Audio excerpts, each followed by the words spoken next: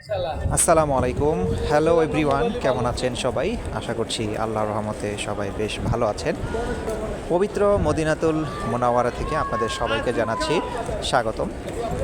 অনেকেই জানতে চেয়েছিলেন মদিনাতুল মুনাওয়ারার বাহিরের অংশটা বা দৃশ্যটা বা পরিবেশটা কেমন হয়। আজকে আপনাদেরকে চেষ্টা করব যে আমরা মাগরিবের নামাজে যাওয়ার পূর্ব মুহূর্তে এর চিত্রটা কেমন হয়। আপনারা কিন্তু ইতোমধ্যে দেখতে পাচ্ছেন যে অনেকেই খুব প্রস্তুতি নিয়ে এবং মোটামুটি দ্রুত বেগেই মসজিদে বা মদিনাতুল মুনাওয়ারার দিকে এগিয়ে যাচ্ছে। পাশাপাশি আমরা এখানে অনেকটাই দেখতে পাচ্ছি এটাও অনেকে ছবি তুলছেন বা ভিডিও শট করছেন, আবার কেউ কেউ চলে যাচ্ছেন তার নির্ধারিত গন্তব্যে। এই জায়গাটাতে এর আগে যখন এসেছি তখনও দেখেছি বেশ কবুতর এখানে থাকে, অনেকে খাবার দেয় কবুতরকে, আবার অনেকে কবুতর উড়ায় এখান থেকে। এখানকার প্রত্যেকটা স্ট্রাকচারই যেন অনেক সুন্দর, মানে যেন দেখতে ইচ্ছে করে থেমে দাঁড়িয়ে দেখি। এবং ভিডিওতে আপনাদেরকে আসলে এমন একটা জিনিস দেখাতে পারি না বা ফিল করাতে পারি না, সেই জন্য নিজের কাছে একটু আফসোস হয় বটে। এবং তা হচ্ছে মদিনা মুনাওয়ারার যখন আমরা আসি, এই বাহিরের যে অংশগুলো আপনারা দেখতে পাচ্ছেন ভিডিওতে, এর এর আরও দূর থেকে যখন আমরা মেইন রোডে থাকি তখন থেকেই মনে হয় এর সুঘ্রাণ, এর জন্য আলাদা একটা সুঘ্রাণ আছে মদিনাতুল মুনাওয়ারার। আমি আলহামদুলিল্লাহ জেদ্দা, মক্কা গিয়েছি, সেখানেও আমার কাছে ব্যক্তিগতভাবে আমার কাছে এত সুন্দর স্মেল বা পরিবেশটা এটার তুলনায় অত ভালো লাগেনি। বাট মদিনাতুল মুনাওয়ারা যখন আশপাশ দিয়ে যাই বা আসি তখন অজান্তেই এত ভালো লাগে যা আসলে বলার বাইরে। যারা এখানে আসেন, আসলে আমরা সবাই শুনি যে মদিনা শান্তির শহর, নীরবতার শহর, আসলেই তাই। এখানে এত এত মানুষ, এত এত পর্যটক এবং হজ বা ওমরাহের যাত্রী এবং অনেক দর্শনার্থীও আছেন। বাট তারপরেও এখানে কিন্তু অনেকটাই নিরিবিলি, মৃদু একটা গুঞ্জন কিন্তু থাকেই। তবে লাখ লাখ মানুষ থাকার পরেও যে ভারী একটা গুঞ্জন হওয়ার কথা, এখানে কিন্তু সেই গুঞ্জনটা আমরা দেখতে পাই না।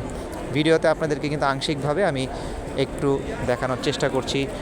যে বড় বড় বাড়িগুলো দেখতে পাচ্ছেন, এই সবগুলোই হচ্ছে এখানকার হোটেল বা রিসোর্ট।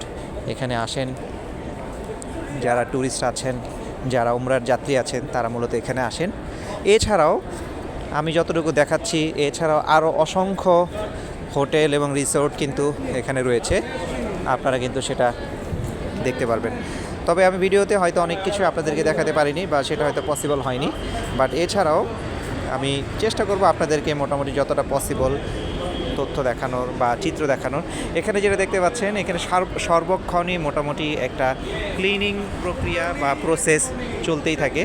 তো ওই ক্লিনিং প্রসেসের কারণে এখানে দেখা যাচ্ছে সবসময় খুবই চকচকে এবং গ্লসি থাকে।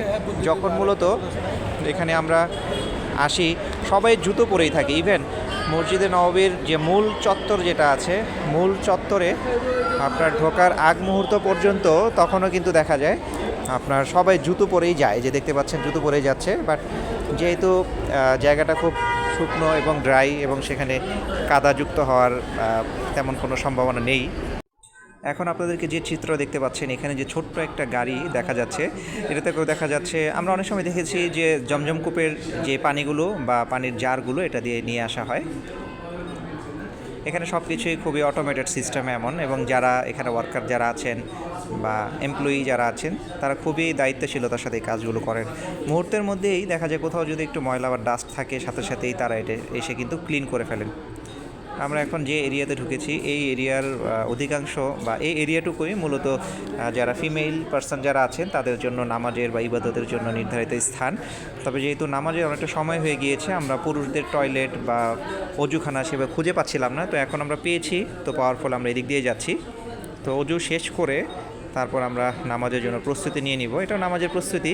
তো এখান থেকে আমি আপনাদেরকে একটু দেখাই, এই যে বড় মিনারগুলো, রাতের বেলায় স্ট্রাকচারটা কিন্তু বেশ সুন্দর এবং বেশ চমৎকার কিন্তু দেখায়। তো অজুখানার মধ্যে প্রবেশ করি। এর আগে আপনাদেরকে কিন্তু একটা ভিডিওতে আমি আপনাদেরকে জানানোর চেষ্টা করেছিলাম বা দেখিয়েছিলাম যে সেই অংশটুকু যেখানে আপনারা অজুখানা এবং গাড়ির পার্কিং বা বেসমেন্ট আপনারা দেখেছেন। আশা করছি আপনারা এখানেও একটু আংশিকভাবে আপনাদেরকে দেখানোর চেষ্টা করব। এখানে যে লাইটিং যে সিস্টেমগুলো করেছে, লাইটিং সিস্টেমগুলো কিন্তু খুবই চমৎকার এবং খুব সুন্দরভাবে আপনার রিঅ্যারেঞ্জ করা। অজুখানার এখানে যে এক্সিট দেখতে পাচ্ছেন, এক্সিট টু আল হারাম, এখান দিয়ে আপনারা এই যে সিঁড়িটা দেখা যাচ্ছে, এই সিঁড়ি দিয়ে চাইলে উঠে যেতে পারবেন অজু করেই। আবার চাইলে বায়ে কিন্তু আপনার যেটা আছে, আমি আগে পার্কিং লটটা আপনাদেরকে একটু দেখাই। পার্কিং লটেও আপনার এখানে একটা বিশেষত্ব সেদিন দেখেছিলাম, সেটা হচ্ছে যদি পার্কিং লটে নির্ধারিত মেম্বারশিপ থাকে তাহলে সেই মেম্বারশিপ থেকে আপনি কিন্তু এখানে অনায়াসে পার্ক করতে পারবেন।